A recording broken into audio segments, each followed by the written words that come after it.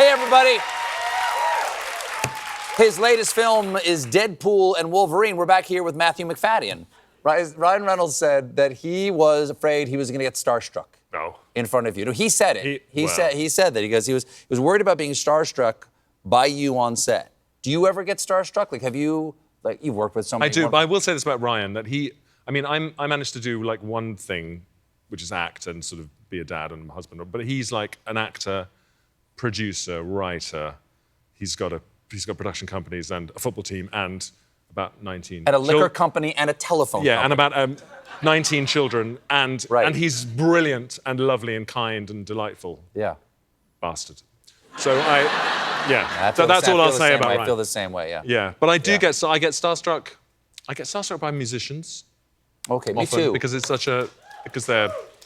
Yeah, what they do is magic. It's magic. It's magic, and it's so far beyond my ken. I'm just sort of super... And I remember getting... Often when I was younger, my starstruckness and my awe and admiration for actors would sort of transmit into...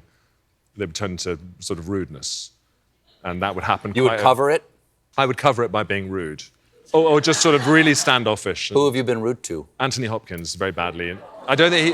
What did you do? I was just really rude to him. I was just sort of disrespectful. And I was at drama school, and there was a thing in the third year students have an agents evening at the end of their time at drama school, and all the casting directors and... It's like a fishbowl, and they... Yeah, and they do their monologue, and then they invite sort of alumni to come and watch the show, and Tony Hopkins came with Alan Rickman and lots of other people, and I was on charge of, like, orange juice and champagne the first year, like, at the bar.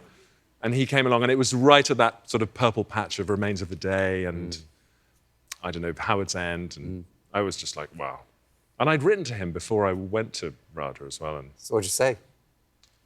So what do you want? And he was like, he said, I'll have some orange juice. And I said, oh, no, I'm going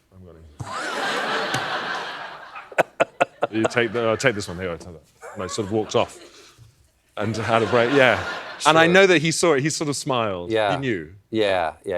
Brilliant. Yeah, he remembers. He told me he remembers. He was on the show, we cut it out of the show, but he was on, he said, I don't like that guy. Yeah. Big bearded fool. Do you miss Tom at all from Succession? I do. I really miss the people, and I miss the group of people, and I miss the process. I miss the sort of delicious anticipation of getting together and for 6 months of the year or whatever, and not knowing what's coming. The story. Would you know script to script, or would you know the script to script? Often. You wouldn't know the Sometimes season. Jesse would say, the showrunner would say, "Do you want to know the whole?"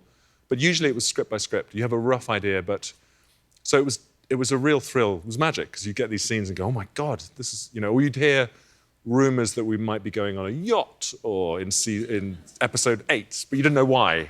Right. Or you were going to England to shoot, or New Mexico, or something, so it was just lovely. This is the last moment we see Tom and Shiv, and this is one of my favorite moments, and absolutely chilling. You lay your hand out after you've been made the head of everything. Yeah. And she's decided to throw in with you however much she hates you and you hate her. And do you mind if we recreate that moment right now? No. Okay. Would you? Because that's how it's set up in the back seat. Yeah.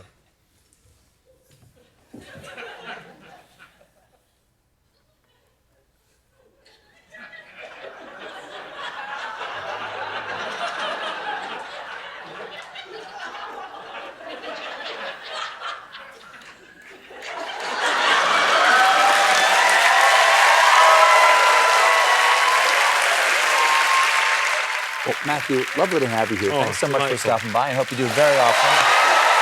Deadpool and Wolverine is in theaters this Friday. Matthew Macfadyen, everybody. We'll be right back.